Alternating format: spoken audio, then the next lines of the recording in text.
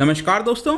महाराष्ट्र के अंदर दो नए ओमिक्रॉन के सब वेरिएंट्स पाए गए हैं। अब आपको याद होगा ओमिक्रॉन का जो वेव आया था उसमें बहुत से लोगों को ओमिक्रॉन हुआ था। डेफिनेटली लाखों के लाखों केसेस आ रहे थे और हर दिन इनफैक्ट यहाँ पर 3 लाख 4 लाख इस तरह के केसेस देखने को मिला था। लेकिन उसमें एक अच्छी बात यह थी कि जिस तरीके से केसेस आ रहे थे उतनी मृत्यु नहीं हुई थी, उतना हॉस्पिटलाइजेशन नहीं हुआ था। लेकिन अभी क्या हुआ है कि महाराष्ट्र के अंदर ओमिक्रॉन के ही कई सारे वेरिएंट्स देखे जा रहे हैं। ये आप देख पाओगे, first cases of new Omicron sub variants detected in Maharashtra 7 positive. Although कुछ केसेस ये भी बताया गया था कि हैदराबाद में, तमिलनाडु में इस तरह का वेरिएंट पाया गया, लेकिन महाराष्ट्र के अंदर पहली बार ये कंफर्म हुआ है। तो इसको डिटेल से समझेंगे, यूके ने इसको क्या वेरिएंट ऑफ कंसर्न बोला है कि नहीं, कितना खतरनाक हो सकता है, काफी कुछ जानने को है। चलिए आगे बढ़ते हैं, लेकिन उसके पहले मैं आपको बता दूं सिर्फ 2 दिन और आपके पास मौका है। जब आप यूपीएससी का कोर्स हो गया या फिर स्टेट पीसीएस का कोर्स हो गया, आप बिहार का स्टेट पीसीएस लीजिए, यूपी का स्टेट पीसीएस लीजिए, तो ये सारे कोर्सेज बहुत कम दाम पर दिए जा रहे हैं। जितने भी स्टेट पीसीएस हैं उसका दाम सिर्फ 4999 है और यूपीएससी का कोर्स का दाम 9999 पर है। तो इसका इस्तेमाल करना चाहते हैं तो ऐप पर जाइए, वेबसाइट पर जाइए, वहां पर सारे जो सैंपल वीडियोस हैं आपको मिल जाएंगे, उसको देखिए, अलग अलग फीचर्स आपको देखने को मिलेगा और तब जाकर आप निर्णय कर सकते हैं। और कोड इस्तेमाल करिए अंकित फ्लैश, ताकि आपका ये जो पूरा ऑफर है वो लग जाएगा। इसके अलावा अगर आप एमसीक्यूज अटेम्प्ट करना चाहते हैं तो मेरे इंस्टा पेज पर जा सकते हैं, वहां पर स्टोरीज में जितने भी एमसीक्यूज हैं उसको आप अटेम्प्ट कर पाएंगे। तो चलिए शुरुआत करते हैं और सबसे पहले देखते हैं एग्जैक्टली अभी हो क्या रहा है। देखिए महाराष्ट्र के अंदर वहां की जो स्टेट हेल्थ डिपार्टमेंट है उन्होंने सैटरडे को ही कंफर्म किया है कि BA.4 के 4 नए इन्फेक्शंस देखने को मिले हैं। अब आपको याद होगा जो ओमिक्रॉन का वेरिएंट है उसको BA के लीनिएज में बताया जा रहा है। तो BA.1 आया, फिर BA यहां पर 2 हमें देखने को मिला, फिर BA.3 आया, लेकिन यहां पर भारत में रिसेंट टाइम्स में BA.4 और BA.5 अब इसके केसेस आपको यहां पर देखने को मिलेंगे। तो महाराष्ट्र के अंदर क्या हुआ है कि BA.4 के 4 केसेस देखे गए हैं और BA.5 के 3 केसेस देखे गए हैं, ऐसा स्टेट हेल्थ डिपार्टमेंट का कहना है। और जितने भी पेशेंट्स हैं, ये 7 पेशेंट, 4 ये 3 ये, तो 7 पेशेंट्स को माइल्ड सिम्टम्स ऑफ कोविड हुआ था और उनको होम आइसोलेशन के अंदर रखकर ही सक्सेसफुली ट्रीट कर दिया गया है। बेसिकली ये सारी चीजें जो हैं वो होल जीनोम सीक्वेंसिंग के माध्यम से किया गया है। आपको पता है कि जो भी कोविड का केस आता है उसमें से कुछ सैंपल जो हैं वो होल जीनोम सीक्वेंसिंग के लिए भेजा जाता है। देखने की कोशिश की जाती है कि क्या कोई नया वेरिएंट तो नहीं है कोविड का,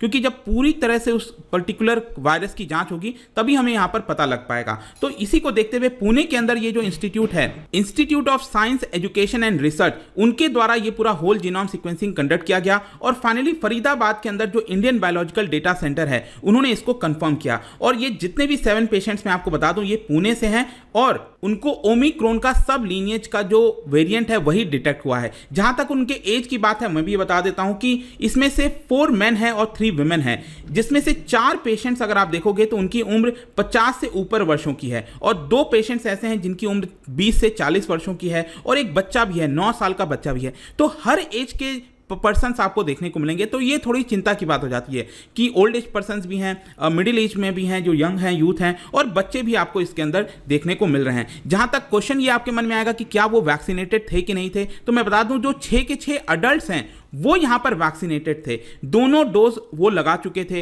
इनफैक्ट एक ने तो बूस्टर डोज भी लगाया हुआ था, लेकिन जो बच्चा है वो अनवैक्सीनेटेड था, उसको वैक्सीन नहीं लगी हुई थी। और उनके जो सैंपल्स हैं वो 4 मई से लेकर 18 मई के बीच में लिया गया था।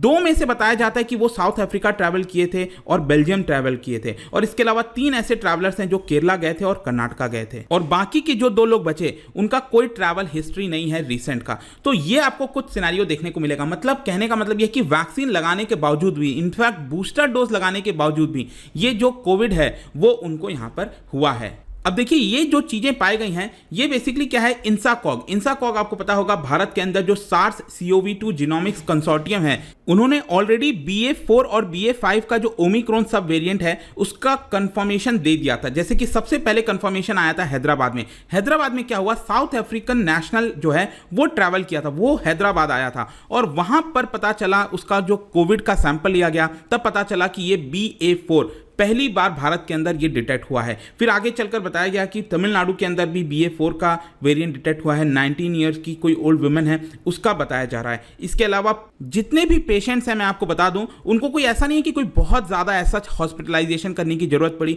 मतलब कि जिनको भी ये BA.4 हो रहा है, BA.5 हो रहा है, उनको माइल्ड क्लिनिकल सिम्टम्स देखने को मिल रहे हैं और होम आइसोलेशन में ही वो यहाँ पर ठीक हो जा रहे हैं। लेकिन प्रॉब्लम क्या है, ये जो भी कुछ हुआ है अब यहाँ पर महाराष्ट्र के अंदर डिटेक्ट हो गया है। महाराष्ट्र आपको पता है कि देश के अंदर जितना भी केसेस आप ले लो, अभी तक अगर आप केसेस देखोगे तो 4 करोड़ से ज्यादा केसेस हैं, 5 लाख से ज्यादा मृत्यु हुई है। तो अकेले अगर आप महाराष्ट्र का आंकड़ा देखोगे तो यहाँ पर 78 लाख से ज्यादा केसेस महाराष्ट्र के अंदर, करीब 1.5 लाख के आसपास मृत्यु जो है वो अकेले महाराष्ट्र के अंदर हुई है। तो बहुत ज्यादा संख्या महाराष्ट्र के अंदर देखने को मिलती है और यह देखने को मिला है कि जब भी महाराष्ट्र के अंदर केसेस आए हैं तो यहां पर उनकी संख्या पूरे देश के अंदर वो बढ़ जाती है। तो इसको लेकर थोड़ी सी चेतावनी होनी चाहिए। इनफैक्ट आप देखोगे जो नए केसेस हैं महाराष्ट्र के अंदर यहां पर बढ़ते जा रहे हैं। केस फर्टिलिटी रेट भी आप देखोगे तो महाराष्ट्र के अंदर 1.87, मुंबई के अंदर 1.8 आपको फर्टिलिटी रेट देखने को मिलेगा। तो ये थोड़ा सा चिंता की बात यहां पर आप कह सकते हो। और जैसे ही ये सारे केसेस आने लगे, इसको लेकर जो नेशनल टेक्निकल एडवाइजरी ग्रुप है इम्यूनाइजेशन का, उन्होंने ये कहा कि जो हेल्थ अथॉरिटीज हैं उन्होंने कॉन्टैक्ट ट्रेसिंग जो है उसको इंटेंसिफाई कर दिया है। मतलब इस तरह के केसेस और कहां पर पाए जा रहे हैं उसको ट्रेस करना हेल्थ डिपार्टमेंट ने स्टार्ट कर दिया है। और यहां पर यही कहा गया है कि अभी के लिए हमें उतना ज्यादा चिंता की बात नहीं है, लेकिन लोगों को सतर्क होना चाहिए, विजिलेंट होना चाहिए। ऑल्दो मैं आपको एक इंपॉर्टेंट खबर यह बता दूं कि यूके के अंदर ऑलरेडी ये 2 वेरिएंट को BA.4 और BA.5 जो कि डिटेक्ट हुआ है उसको वेरिएंट ऑफ कंसर्न डिक्लेयर कर दिया गया। जी हां, वेरिएंट ऑफ कंसर्न डिक्लेयर किया गया है क्योंकि इसका कारण यह है कि पहले का जो वेरिएंट था BA.2 वेरिएंट था उसके मुकाबले 12% ज्यादा BA.4 में स्प्रेड होता है, इन्फेक्शन स्प्रेड होता है, और 13% ज्यादा BA.5 का जो इन्फेक्शन है वो स्प्रेड होता है। तो ये बताया गया है। BA.4 और BA.5 की अगर हम बात करें तो ये साउथ अफ्रीका में पहली बार डिटेक्ट हुआ था। सबसे पहले 10 जनवरी को यहां पर जो कलेक्ट हुआ था स्पेसिमेन उसमें से ये पाया गया। फिर आगे चलकर BA.5 भी फरवरी 25 को जो डिटेक्ट हुआ था। तो बेसिकली ये दोनों वेरिएंट साउथ अफ्रीका से आए हैं, ये भी आपको ध्यान में रखना चाहिए। लेकिन जैसा मैंने बताया, एक्सपर्ट ज्यादातर यही कह रहे हैं कि जो भी नया वेरिएंट आता है हमें उसमें ट्रांसमिसिबिलिटी को लेकर बहुत कंसर्न नहीं होना चाहिए। कंसर्न तब होना चाहिए कि जब वो हॉस्पिटलाइजेशन ज्यादा हो रहे हैं, डेथ ज्यादा हो रही है। जहां तक ओमिक्रॉन के जितने भी अभी तक वेरिएंट आए हैं उसमें यही देखने को मिला है कि उसकी ट्रांसमिसिबिलिटी ज्यादा है। मतलब हो सकता है आगे आने वाले दिनों में देश के अंदर केसेस आपको ज्यादा देखने को मिलेगा, लेकिन हमें यह देखना चाहिए कि उससे हॉस्पिटलाइजेशन ज्यादा ना हो, डेथ ज्यादा ना हो। तो ये एक थोड़ा सा पॉजिटिव आप कह सकते हो। लेकिन जैसा मैंने बताया कि यहां पर हमें ढिलाई नहीं रखनी चाहिए, कोशिश करना चाहिए कि यहां पर जो केसेस हैं उसको हम कंट्रोल करके रखें। जहां तक कंक्लूजन की बात है तो देखो, इसके अलावा और भी कई केसेस हो गए, डेल्टा हो गया, कप्पा हो गया, उनका भी हायर प्रेजेंस अभी भी है। जैसे कि 1.5% जो भी सैंपल्स हैं उसमें से पॉजिटिव पाए गए हैं, 0.5% जो कप्पा के वेरिएंट है वो भी पॉजिटिव पाए गए हैं। तो अभी तक बेसिकली कोविड जो है वो गया नहीं है दुनिया से। हमें इसको लेकर और आगे ध्यान रखना है। जाने से पहले एक इंटरेस्टिंग क्वेश्चन, क्योंकि हम डिजीज की बात कर रहे हैं, क्या आप बता सकते हो एक डिजीज है फिश के अंदर, इसको कहा जाता है सेप्रोलेग्नियासिस। ये बेसिकली किस वजह से कॉज होता है, कौन से माइक्रो ऑर्गेनिज्म की वजह से स्प्रेड होता है, ये आपको बताना है। इसका राइट आंसर आपको पता ही है, मेरे इंस्टाग्राम पर तो मिलेगा ही।